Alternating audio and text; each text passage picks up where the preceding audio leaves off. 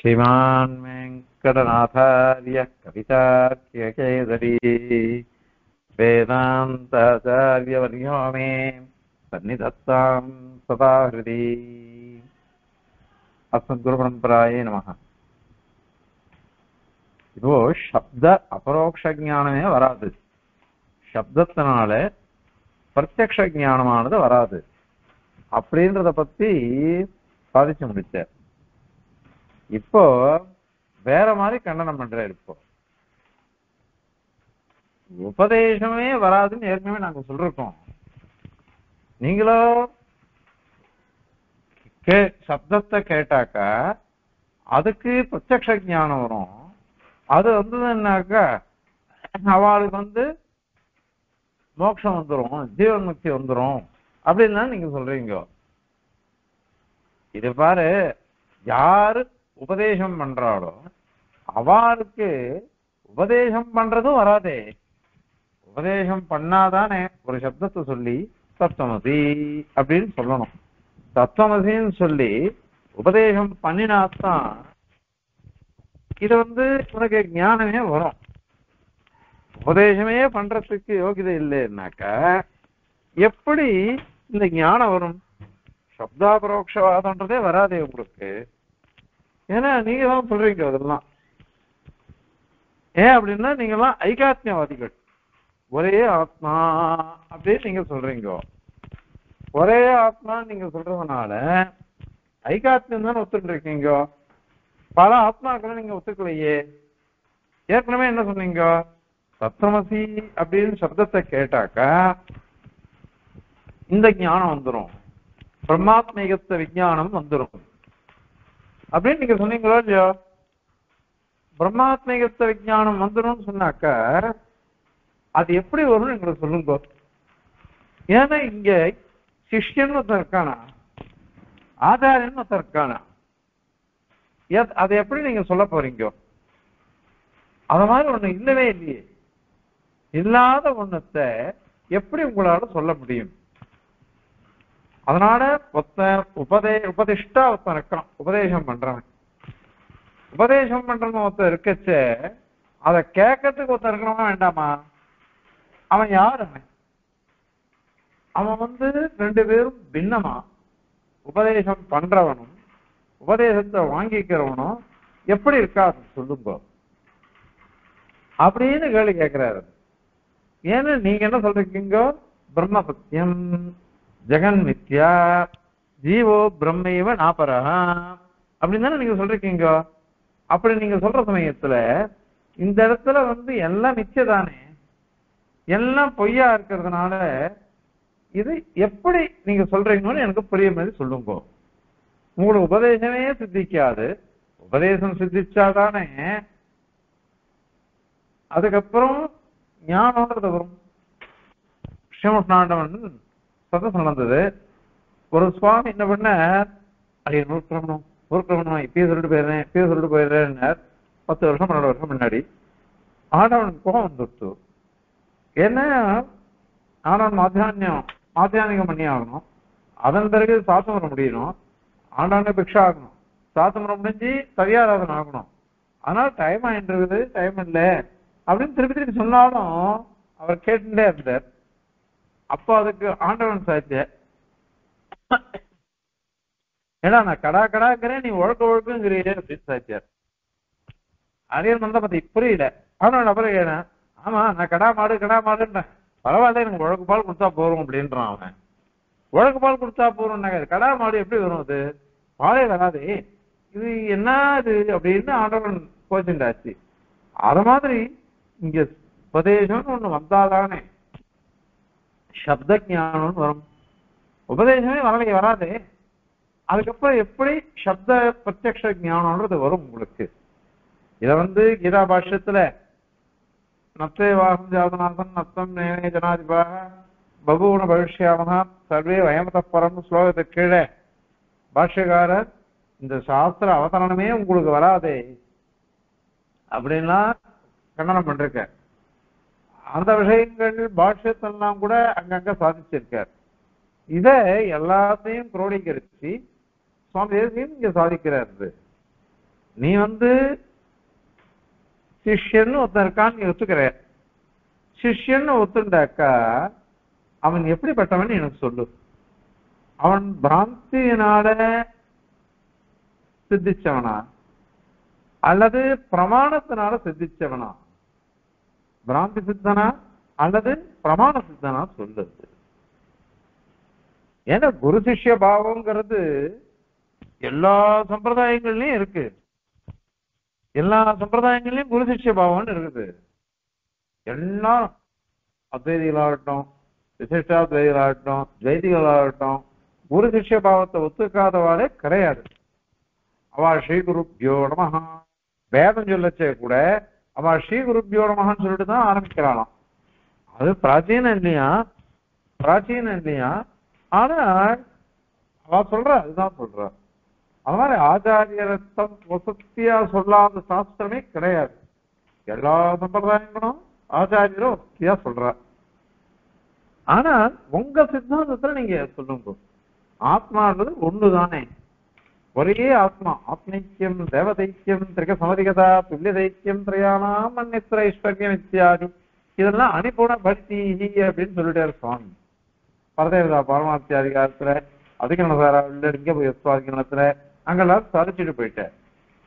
அதனால நீ எல்லாமே பொய்ன்னு சொன்னாக்க அப்போ ஒரே ஒரு ஆத்மா தான் இருக்குது, அந்த ஒரு ஆத்மாவும் பரமாத்மா தான் அப்படின்னு நீ சொல்லிட்டு இல்லையோ? அப்படி இருக்கிறதுனால எந்த ஆத்மா யாருக்கு உபதேசம் பண்றோம்?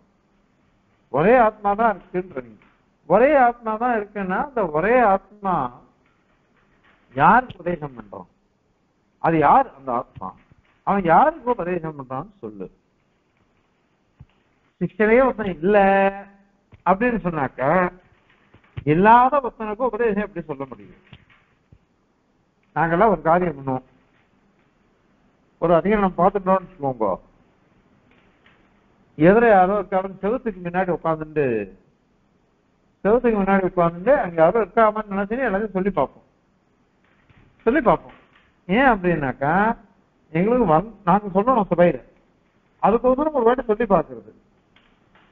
இத மாதிரி பண்ணுவா, நிறைய பேர் அது மாதிரி பண்ணுவாது. ஏன்னா அது மாதிரி சொல்லி பாருங்க, ஒருத்தர் கேட்கணும்னு அவசியம் இல்லை, யாரோ இருக்கிறதான் சொல்லுங்க. அது எங்களுக்கு ஆவர்த்திக்கோசரம் பண்ணிக்கிறது. அதே ஒரு உபதேசம் பண்ணணும்னாக்கா ஒரு சிஷ்யன் இருக்கணும், அந்த சிஷ்யனுக்கு இதை சொல்லி தரணும்.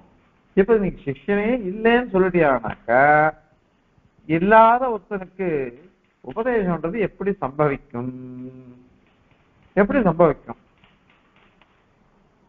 இல்லாதவனுக்கு அதான் சித்திக்கவே இல்லை அப்படின்னு சொன்னேன்னாக்கா, அல்லது பிராந்தி சித்தன்னு சொன்னா கூட ஜீவன் பிராந்தி சித்தம் தான், அவன் உண்மையானவன் இல்லை அப்படின்னுட்டு அந்த குருவுக்கு இருக்கா இல்லையா ஞானம்? ஆச்சாரியருக்கு என் எதிர இருக்கிற சிஷ்யன் இருக்கானே அவனுக்கு உண்மையாவே அவன் பிராந்தி சித்தம் தான், அவன் உண்மையாகவே அவன் இல்லை அப்படின்னு அவருக்கு தெரியுமா தெரியாதா? தெரியாதுன்னு சொன்னான்னு வச்சுக்கோங்களேன், அப்போ பிரம்ம சத்தியம் ஜெகன் நித்யா ஜீவ பிரம்ம நாபராகன்ற ஞானமே குருவுக்கு இல்லைன்னு அர்த்தம்.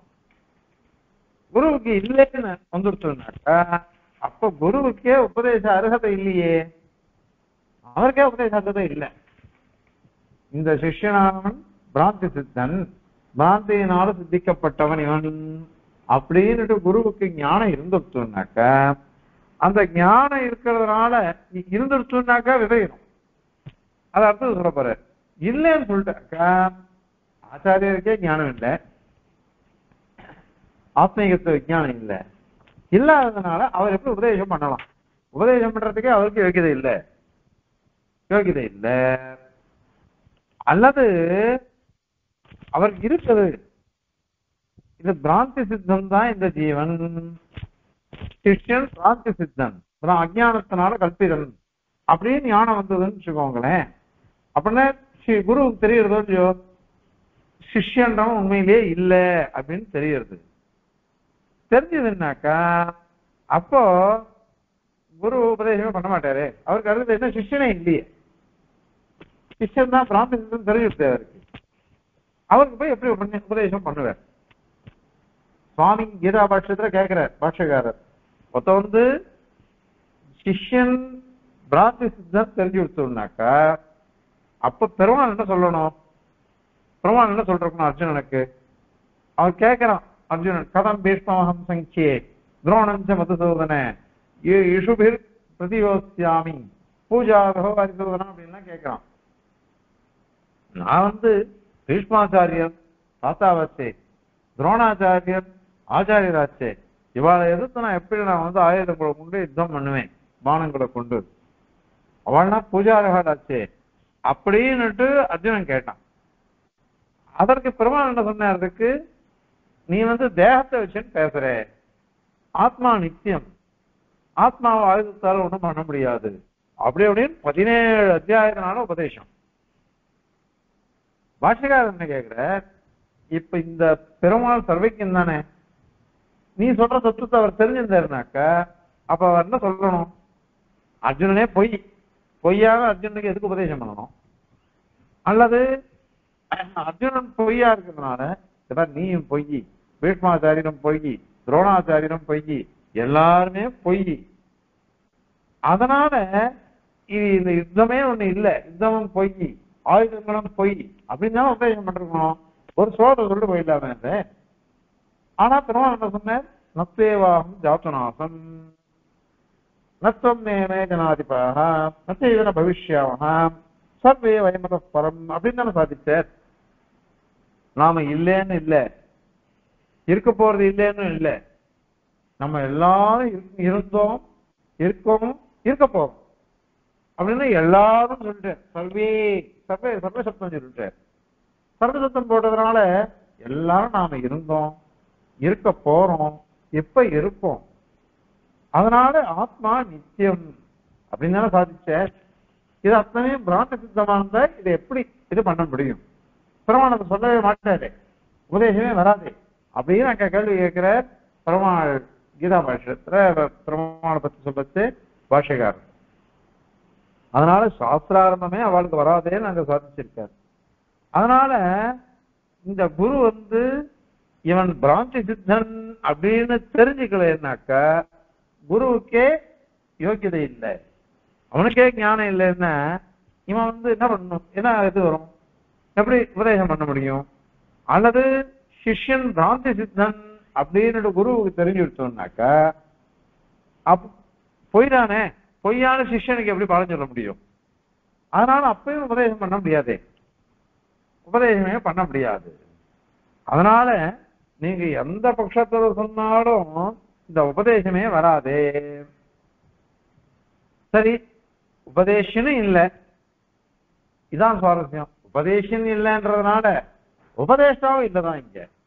ஏன்னா அவனும் போயிட்டானே, ஆச்சாரியனும் அல்லது சிஷ்யனும்.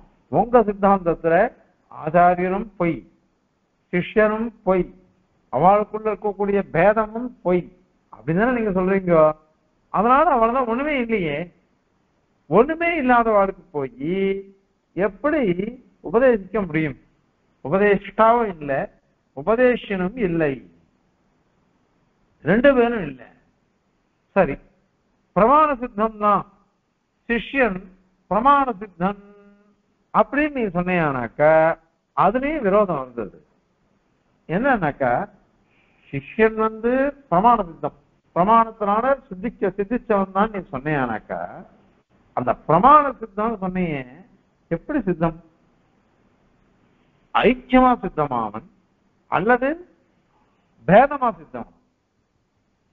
பேதேன வேறுபாட்டோட ஜீவன் வேற, உபதேஷ்டா வேற, சிஷ்யன் வேற, அப்படி சித்திச்சானா பிரமாணத்தினால? அல்லது ரெண்டு பேரும் ஒண்ணுதான் சித்திச்சாளா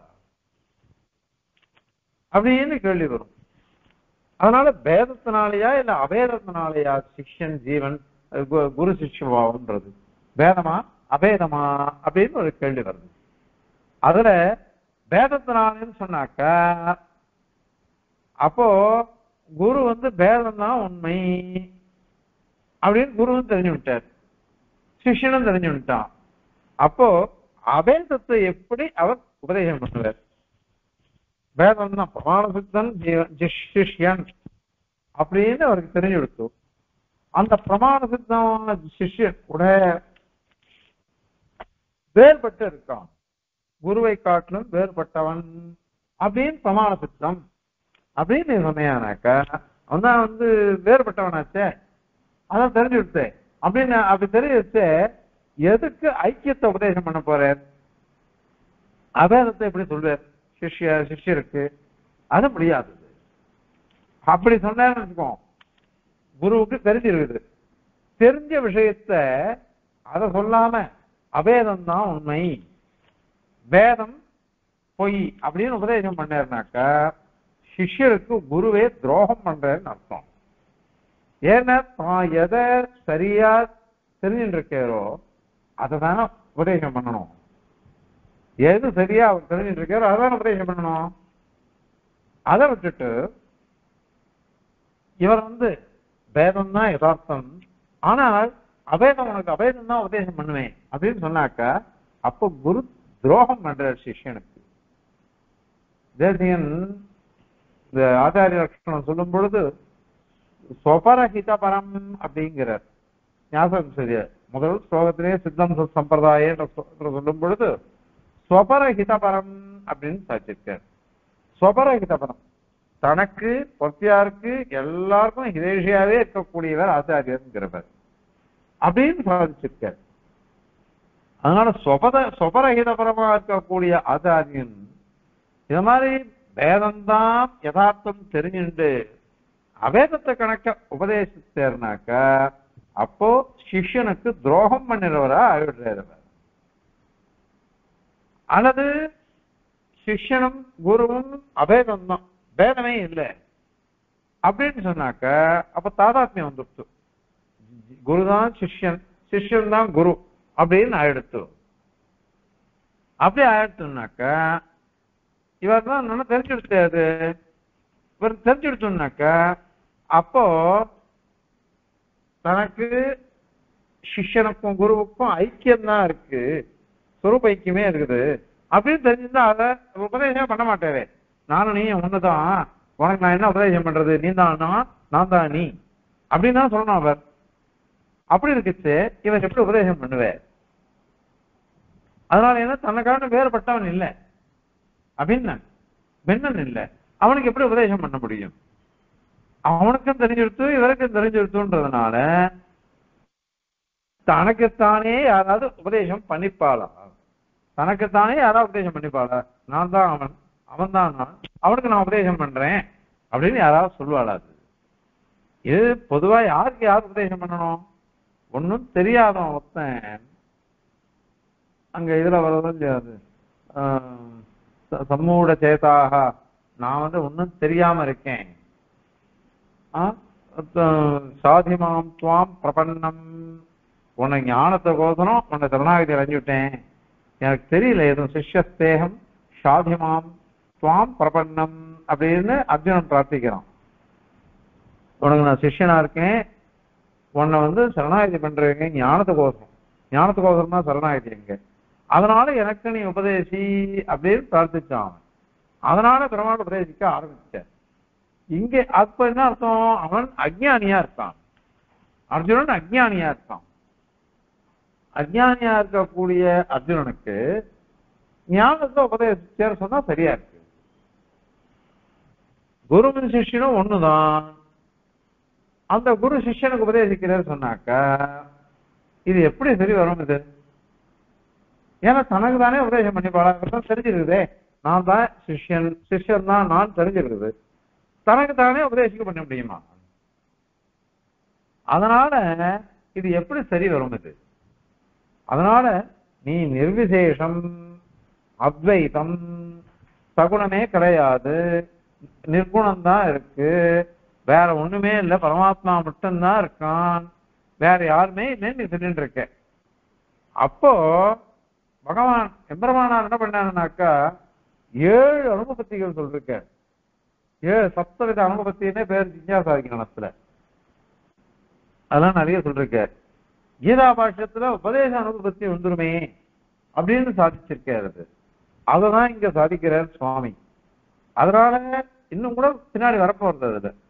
அதனால நீ பிரம்ம விவஸ்தை பேசினாலும் சரி, ஐகாத்மியவாதத்தை சொன்னாலும் சரி, அல்லது அகமர்த்தம்ன்றது ஆத்மா இல்லைன்னு சொல்றாவ.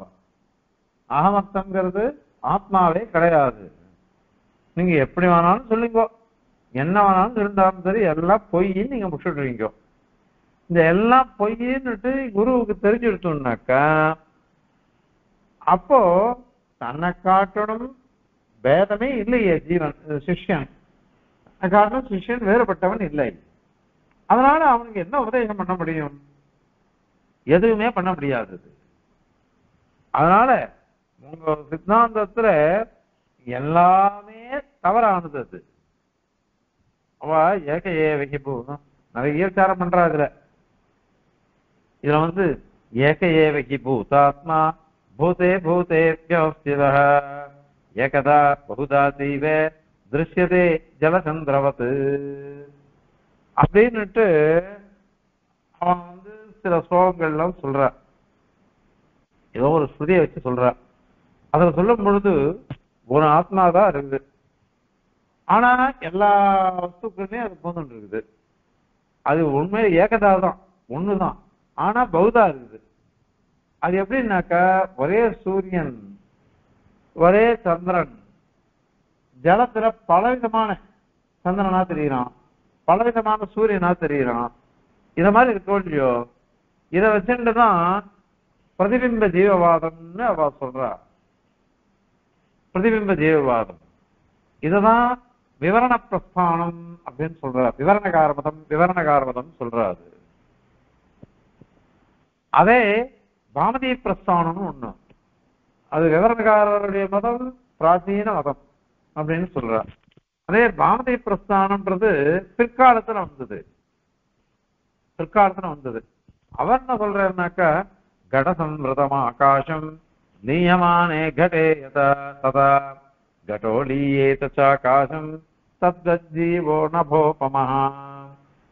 அதாவது ஒரு கடம் இருக்கு, ஒரு கடம், அந்த கடத்துல வெற்றிடம் இருக்கு, அத ஆகாசம் அப்படின்னு சொல்றோம். கடத்துல வெற்றிடம் இருக்கு, அத ஆகாசம் அப்படின்னு சொல்றோம். ஆனா ஆகாசம்ன்றது வியாபிச்சு இருக்குது, வெற்றிடம் தான், ஆனா வியாபிச்சு இருக்குது ஆகாசம். வியாபிச்சு இருக்கிற ஆகாசம். கடன்றது கடாகாசம்ன்றது கடத்துக்குள்ள இருக்கிற ஆகாசம் வெற்றிடம். இந்த கட கணக்க உடைஞ்சதுன்னு வச்சுக்கோங்க, இந்த கடத்துல இருக்கக்கூடிய ஆகாசமானது அந்த வியாபிச்சு இருக்க ஆகாசம் அதுல லயத்தை அடைஞ்சு விடுறது. அப்போ கடாகாசம் எப்படி பேர் வந்ததுன்னா அவச்சின்னம் பண்ணி பிரிச்சு சொல்றது, வெறும் கடத்தை வச்சுன்னு சொல்றது. இத வந்து அவச்சேதவாதம் அப்படின்னு சொல்ற. பிம்ப பிரதிபிம்பவாதம் ஜலத்துல ஒரே சூரியன் பல சூரியன்களா தெரிகிறது, இத பிம்ப பிரதிபிம்பவாதம் அப்படின்னு விவரணகார பிரஸ்தானத்துல சொல்றது.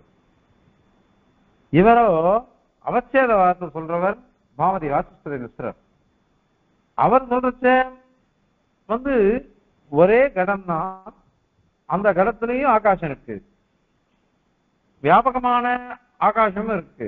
இந்த கடம் வளைஞ்சு எடுத்தோம்னாக்கா அந்த ஆகாசமாவே மாறிடுறதோ இல்லையோ, அந்த மாதிரி இது மாறிடுறது அப்படின்னு இவர் சொல்றார்.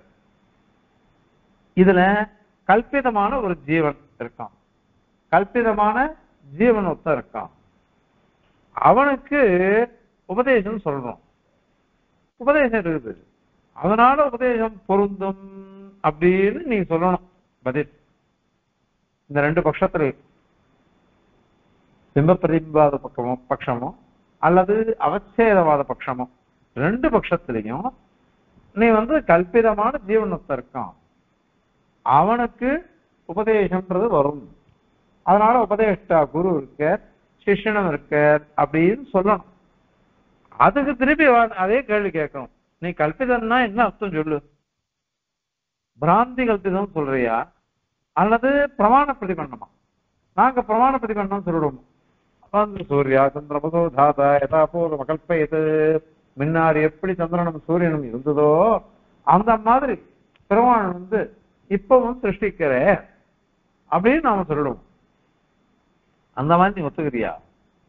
அல்லது பிராந்திக்கு பரிகரித்ததுன்னு சொல்றியா? அதுக்குதான் அந்த உபதேஷ்டாவான ஆச்சாரியர் அவர் சிஷ்யன் பிராந்தி கல்பிதன் அப்படின்னு தெரிஞ்சுட்டு இருக்காரா இல்லையா? தெரிஞ்சுக்கலன்னாக்கா அவருக்கு ஞானம் இல்லை. அதனால அவரால் உபதேசமே பண்ண முடியாது. அதனால உபதேஷ்டமே இல்லை, உபதேஷ்டத்துவம் கிடையாது. அல்லது அவர் தெரிஞ்சுட்டு இருக்கார் அப்படின்னாக்கா என்னோட சொன்ன பாருங்க, இல்லாத ஜீவனுக்கு எப்படி உபதேசம் பண்ணுவார்? அவர் இல்லாத ஜீவனுக்கு உபதேசமே பண்ண முடியாது, அதுவும் முடியாது. அதனால தன்னுடைய மூஞ்ச கண்ணாடியில் ஒருத்தன் பார்க்கறான், கண்ணாடியில தன் மூஞ்ச பார்க்கறான், தன்னுடைய முகத்தை பார்த்துட்டு இதோ இந்த ஜீவன் வேற நான் வேற அப்படின்னு சொல்லிட்டு அந்த கண்ணாடிக்கு உபதேசம் பண்ண முடியுமா? கண்ணாடியில் இருக்கிற ஜீவனை பார்த்து உபதேசம் பண்ண முடியாது.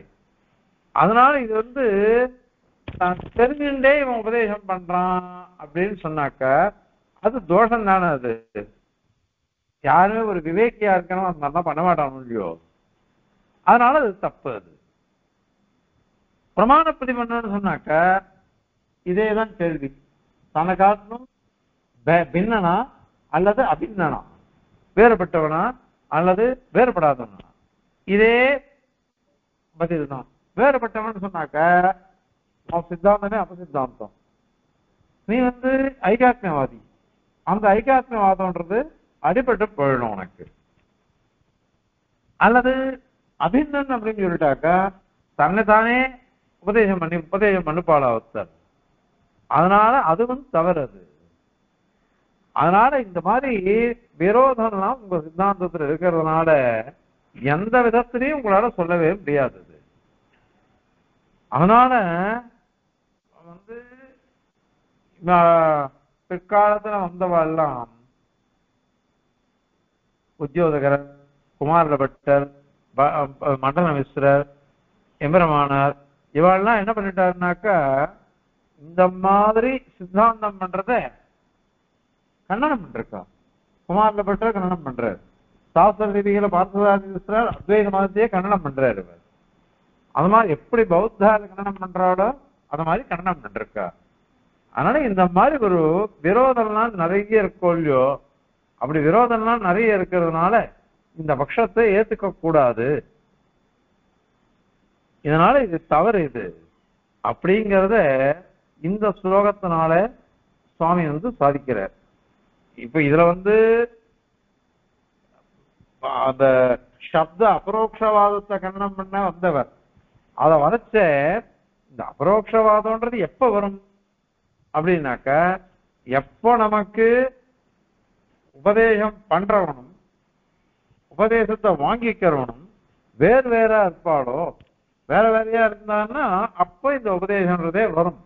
அதுக்கப்புறம் தான் சப்த அபரோக்ஷ ஞானமே சித்திக்கணும். இப்போ உங்க சித்தாந்தத்துல அதுவே நீங்க ஒத்துக்கலையே, அதே ஒத்துக்காதனால குரு யாரு சிஷ்யன் யாரு அப்படின்னு கேள்வி வந்துடுறது. அதனால உங்க சித்தாந்தத்துக்கு விரோதமா வரும் இல்லையோ? அதனால இந்த இதுவே வராது அப்படின்னு சொல்லணும். அதுக்கோசம் இவ்வளவு தூரம் பிரயாசப்பட்டு இந்த கண்டனம் பண்ற இது சிஷ்ய இதுவே உங்களுக்கு வராதே, உபதேசமே பொருந்தாது, ஐக்கியாத்மியவாதத்துல உபதேசமே வராதே அப்படின்ட்டு இந்த ஸ்லோகத்தினால சாதிக்கிறார். இப்போ இந்த ஸ்லோகத்தை சேர்த்து அர்த்தம் பார்க்கலாம். அது சிஷ்யோ ஜீவஸ்வ சித்தா கிமு தவ யதி வா பிராந்தி சித்தோ மிதோ வா நாசித்தாயோபதேசः பிரம விஷயமிதோ நோபதேசார்ஹதாஸ்யே வேதேன ஐக்கியேன மாந்த்யः கதமுபதிஷது ஞாதபேதோப்யபேதம் தாதாத்ம்யே ஜாகரூகே சதி கிம் உபதிஷேத் ஸ்வாத்மனே சத்விதேனஹ அப்படின்னுட்டு சுவாமி கேள்வி கேட்கிறார். தத்விதே சில பேர் நகான் பிரயோகம் பண்ற, சில பேர் சகான் பிரயோகம் பண்ற. இருக்கட்டும். சிஷ்யா சிஷ்யனானவன் தவ உனக்கு மதத்துல அத்வைத மதத்துல சிஷ்யனானவன் ஜீவா ஜீவன் தானே. அவன் உண்மையிலேயே சித்தனா அசித்தனா கிமு கிமுன்னுட்டு விகல்பம் பண்ற. அசித்தா எதிவா பிராந்தி சித்தா. அசித்தான்னாக்கா அவனை தெரிஞ்சிட்டு இருக்காளா இல்லையா, தெரிஞ்சிட்டு இருக்காளா இல்லையா. அதனால உபதேசிக்கப்படுபவன் ஜீவன், அவன் அசித்தக. அசித்தகனாக இருக்கிறானா இல்லையா.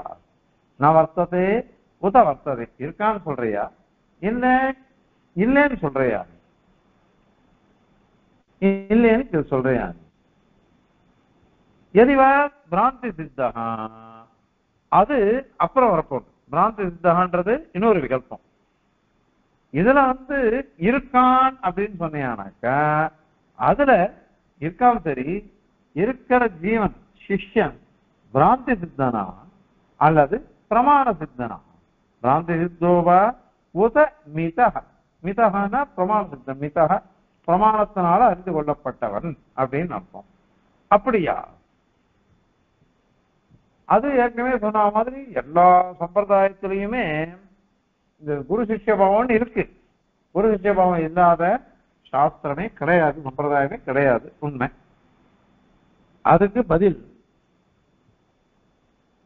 நீ எப்படி சொல்ல போற. இப்போ அசித்தாய இல்லவே இல்லை அப்படின்னு சொன்னேனாக்கா, இல்லவே இல்லைன்னு சொன்னேனாக்கா அவித்தியவான் இல்லாதவன், இல்லாத சிஷ்யனுக்கு உபதேசம் சம்பவிக்காது. இல்லாத ஜீவனுக்கு எப்படி உபதேசம் சம்பவிக்கும்? சம்பவிக்காது. இல்ல இல்ல, பிராந்தி சித்தம் நாங்க சொல்றோம் இருக்கா, ஆனால் பிராந்தி சித்தன் அப்படின்னு சொல்றோம் அப்படின்னா அப்ப பிராந்தி சித்தனான ஜீவன் உண்மையா இல்லை, உண்மையா இல்லை அப்படின்னுட்டு இருக்கு. பிராந்தி சித்தான கல்பிதம் தான் அர்த்தம், கல்பிதன். ஆனால் அவன் உண்மையாக இல்லை அப்படின்னு சொன்னானாக்கா அந்த விஷயம் குருவுக்கு தெரியுமா தெரியாதா? அதான் கேட்கிறேன். குருவுக்கு தெரிஞ்சு எடுத்துன்னு வச்சுக்கோங்களேன், அவனுக்கு தெரிஞ்சு எடுத்துனாலும் என்ன காட்டணும் பின்னமா இருக்கு. அது இல்லவே இல்லை. பிராந்தி சித்தன், நான் தான் உண்மை, அவன் பிராந்தி சித்தன். அதனால அவனுக்கு உபதேசிக்கிறது எப்படி வரும்? அதனால உபதேசமே அருகத்தை வராது. அதனால அஸ்ய குரு அந்த குருவுக்கு உபதேச அருகதா, உபதேசம் பண்றதுக்கு யோகியதை அருகதையே இல்லையே. ஏன்னா அவரே அஜ்ஞானி, அவருக்கு தெரியல. பிராந்தி சித்தம் தெரியலன்னாக்கா அவருக்கே பிராந்தி இருக்குது, அஜ்ஞானம் இருக்குது. அவருக்கே அஜ்ஞானம் இருக்குன்னாக்கா அவர் எப்படி இதை பண்ணுவார், உபதேசம் பண்ண முடியும்? ஏன்னா அவருக்கு தத்துவஞானம் தானே உபதேசம் பண்ண முடியும். தத்துவஞானமே இல்லையே அவருக்கு, அதனால அது சொல்ல முடியாது. உபதேசம் அருகதை இல்லை. அவருக்கு ஞானம் இருக்கு, பிராந்தி சித்தம் தான், கல்பிதம் தான் சிஷ்யன் அப்படின்னு ஞானம் இருக்குன்னு சொன்னாக்க பிரம விஷயமித்தவும். அப்போ இவருக்கு வந்துட்டு ஞானம் பிராந்தி சித்தம் தான் சிஷ்யன் பிரம விஷயமித்தோ, அதனால அவருக்கு தெரிஞ்சுடுத்து. அப்படி தெரிஞ்சுடுத்துனாக்க அப்ப இவருக்கு யதார்த்த ஞானம் இருக்கு, உண்மையிலேயே சிஷ்யன் இல்லை அப்படின்னு ஞானம் இருக்கு. அப்போ ததாப்பி அப்பவும் அஸ்ய அந்த ஆச்சாரியருக்கு உபதேச அருகதானே, உபதேசத்துக்கு அருகதையே இல்லை. ஏன்னா கல்பித்தம் தானே, அது தெரிஞ்சுட்டு இருக்கு, உண்மையாகவே இல்லை. இல்லாத சிஷ்யனுக்கு எப்படி உபதேசம் பண்ண முடியும்? அதனாலதான் உபதேசனும் இல்லை, உபதேஷ்டாவும் இல்லை, உபதேசிக்கிறவனும் இல்லை, உபதேசிக்கப்படுபவனும் இல்லை அப்படின்னு வந்துருச்சு. சரி, கடைசியில் ஒரு கல்பம் இருக்கு பிரமாண சித்தன் அப்படின்ட்டு. பிரமாண சித்தன் சொன்னாக்கா அந்திய கடைசி, அது அங்க ரெண்டு விகல்பம். பேதேன மிதா உத ஐக்கியேன மிதா அப்படின்னு கேட்டுக்கிறார். பேதேன ஐக்கியேனவா அந்தியா அப்படின்னு ஸ்லோகத்துல இருக்கு. இவனுக்கு பிரமாண சித்தம் அப்படின்னா இந்த குருவை காட்டிலும் பேதேன பிரமாண சித்தா உத ஐக்கியேன பிரமாண சித்தா, பின்னமாக பிரமாண சித்தம் சொல்றியா அல்லது ஐக்கியமாக பிரமாண சித்தம் சொல்றியா அப்படின்னு கேள்வி கேட்டுக்கிறார். அப்போ பேதமா அபேதமா அப்படின்னு கேள்வி வந்தது. அதுல பேதேன அப்படின்னு சொன்னாக்க அப்ப அவர் என்ன சொல்லணும்? அவருக்கு ஞானம் தெரிஞ்சுடுது, அவருக்கு ஞானம் வந்துடுது ஆச்சாரியருக்கு, நாம ரெண்டு பேரும் வேற வேறதான் அப்படின்னு தெரிஞ்சுடுத்துனாக்க அவர் அபேதத்தை எப்படி உபதேசிப்பார்? தத்துவமசி அப்படின்ற வாக்கியத்தினால பிரம்மாத்மீகத்த விஞ்ஞானம் தான் சொல்லப்படுகிறது அப்படின்னு எப்படி அவரை உபதேசிப்பார்? ஏன்னா அவர் தான் தெரிஞ்சிருக்குதே, வேதம் தான் சரியானது, அதுதான் உண்மையானது அப்படின்னு அவருக்கு தெரிஞ்சிருக்குது. அதுதான் சொல்லணும். அதை விட்டுட்டு அவர் அபேதத்தை எப்படி உபதேசிப்பார்? அதனால அபேதம் உபதேசத்து கதம் உபதேசது, எப்படி உபதேசம் பண்ணுவார் அவர்? ஞாதபேதோபி அபேதம் உபதேசது, வேதத்தை தெரிஞ்சுட்டு இருக்கார், அதுதான் யதார்த்தம் தெரிஞ்சுட்டாருனாக்க அவர் எப்படி இது அபேதத்தை உபதேசிப்பார்? அந்த மாதிரி உபதேசிச்சாருன்னா அந்த குரு விபரீதமான ஞானத்தை தான் உபதேசிக்கிறார், இல்லாதத இருக்கிறதா உபதேசிக்கிற அர்த்தம் வந்துடும். இல்ல இல்ல அபேதேன்னு விட்டாங்க, அபேதத்தினால்தான் பிரமாண சித்தமா இருக்கான் அப்படின்னு தெரிஞ்சுட்ட அவர் தெரிஞ்சுட்டு இருக்க, அதுதான் சரின்னாக்க அப்போ சாதாத்மியே, சாதாத்மியம், சாதாத்மியம்னா ஐக்கியம் அர்த்தம், சுரூப ஐக்கியம் அர்த்தம். நமக்கும் தாதாத்மியம் உண்டு, அவனுக்கும் தாதாத்மியம் உண்டு. நாம சொல்ற தாதாத்மியம் சரீராத்ம பாவத்தை கொண்டு தாதாத்மியம் சொல்லுவோம், அவ சொல்ற தாதாத்மியம் சுரூப ஐக்கியத்தை கொண்டு. ஜீவனும் பரமாத்மாவும் ஒன்றே, இது சுரூப ஐக்கியம். அந்த மாதிரி சிஷ்யனும் குருவும் ஒன்றே அப்படின்றது சுரூப ஐக்கியம், தாதாத்மியம். அந்த மாதிரி சொன்னாக்கா தனக்கும் சிஷ்யனுக்கும் ஐக்கியமானது ஜாகரூகே சதி. ஜாகரூகம் ஸ்பஷ்டமா, ஜாகரூகம்னா விழிப்போட தெரியறதுன்னு அர்த்தம். நல்ல விழிப்புணர்வுடன் ஞானத்தை அடைந்தவர் அப்படின்னு அர்த்தம். அதனால ஜாகரூகம்னா முழிச்சுட்டு இருக்கேன்னு அர்த்தம், ஜாகிரதையா இருக்கிறது. ஜாகரூகனா இரு, ஜாகிரதையா இருன்னா என்ன அர்த்தம்? விழிப்புடன் இருன்னு அர்த்தம். தத்துவஞானத்தை சரியா தெரிஞ்சுக்கோ அப்படின்னு அர்த்தம். அது இருந்ததுன்னாக்கா அப்ப சக குரு, அந்த ஆச்சாரியரானவர் தத்விதே, இப்போ இவருக்கு என்ன தெரிஞ்சுடுத்து? நானும் சிஷ்யனும் ஒன்றுதான் அப்படின்னு தெரிஞ்சுடுத்து. தெரிஞ்சுட்டாக்கா தத்விதே, சிஷ்யன் இவரும் ஒரே தான், ஒன்னாதானே இருக்கா, ரெண்டு பேரும் ஒரே ஆள் தான். அதனால அது தெரிஞ்சுட்டு இருக்கக்கூடிய தனக்கே தானே உபதேசம் பண்ணிப்பாரா. அதனால ரெண்டு பேருக்கும் ஐக்கிய ஞானம் தெரிஞ்சுடுத்து. அப்போ ஐக்கிய ஞானத்தை உடைய சுவாத்மனே, அதை அறிந்து கொண்டிருக்கக்கூடிய தத்விதே, அதை அறிந்து கொண்டவர் அர்த்தம். அறிந்து கொண்ட சிஷ்யன் அவர் நான் தான், குருதான் சிஷ்யன், சிஷ்யன் தான் குரு. அதனால தனக்குத்தானே சுவாத்மனே தனக்கே உபதேசம். என்ன உபதேசம் பண்ணுவேன்? யாருமே நல்ல ஞானியா இருக்கிறவளுக்கு உபதேசம் பண்ணுவாளா? அவன் யாருக்கு உபதேசம் பண்ணுவா? ஞானம் இல்லாதவளுக்கு தானே உபதேசம் பண்ணுவா. ஞானியா இருக்கிறவாளுக்கு யாரும் உபதேசம் பண்ண மாட்டாளே. ஆனா நீ சொல்ற இங்க சிஷ்யருக்கு குரு உபதேசம் பண்ற, அந்த சிஷ்யர் குருவோட ஒன்னாதான் இருக்கு, ஒரே தான், ரெண்டு பேரும் சுரூபைக்கியம் தான் இருக்கு. சுரூபைக்கியம் இருக்குதுன்னா அவருக்கு தெரிஞ்சுட்டே நானும் சிஷ்யரும் ஒன்றுதான், ரெண்டு பேரும் ஒரே ஆள் தான். அப்போ ரெண்டு பேருக்கும் அந்த சுரூபைக்கு ஞானம்னு இருக்கு. அப்ப இருக்கிற தனக்குத்தானே உபதேசம் பண்ணிப்பேரா. அதனால உங்க சித்தாந்தத்துல இந்த உபதேசம்ன்றதே சித்திக்காதே, பொருந்தாதே. பொருந்தாத ஒரு விஷயத்தை போய் நீங்க பொருந்ததா சொல்லிட்டு அதிலிருந்து தத்துவ சப்தம், அந்த ஞானம், அந்த சப்தத்தை கேட்ட உடனே பிரத்யக்ஷ ஞானம் வந்துட்டு, பிரத்யக்ஷ ஞானம் வந்த உடனே பிரத்யக்ஷத்தினால உண்டான பிரம்ம ஞானமானது பாதிக்கப்பட்டது, பேத ஞானம். அப்படின்னு நீங்க கொண்டு வரீங்களே, இதுவே சித்திக்கலையே, உபதேசமே சித்திக்கல, குரு சிஷ்யக்கு சித்திக்கல, சிஷ்யன் சித்திக்கல. இப்படி இருக்கச்ச எப்படி உங்களால இதை கற்பிக்க முடியும்? அதனால இந்த மாதிரி சப்த பரோட்சவாதமும் சித்திக்காது. அதுக்கு மூல காரணம் உபதேசமே சித்திக்காது. உபதேசமே சித்திக்காததுனால அதற்கு அப்புறம் தான் அதை பத்தி பார்க்கணும். ஞானம் வருமா வராதா, பிரத்யக்ஷ ஞானம் வருமா வராதா, அது வந்ததுன்னாக்கா சுரூபைக்கும் போகுமா போகாதா, அந்த மாதிரிலாம் அப்பதானே பார்க்கணும். அதுவே வரலையே. அதுவே வராத பொழுது இது எப்படி சித்திக்கும்? அதனால உங்க சித்தாந்தம் தவறு அப்படிங்கிறத இந்த ஸ்லோகத்தினால சுவாமி சாதிக்கிறார்.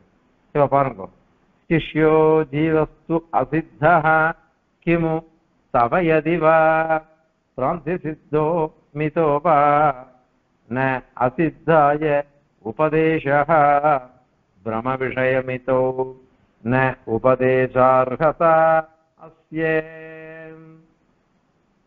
பேதேன ஐக்கியேன வா அந்த்யः கதமுபதிஷது ஞாதபேதோபி அபேதம் சாதாத்ம்யே ஜாகரூகே சதிகமுபதிஷேத் ஸ்வாத்மனே தத்விதேசः. கவிதார்க்கிகசிம்ஹாய கல்யாண குணசாலினே ஸ்ரீமதே வெங்கடேஷாய வேதாந்த குரவே நமः. அஸ்மத்குருபரம்பராயே நமः.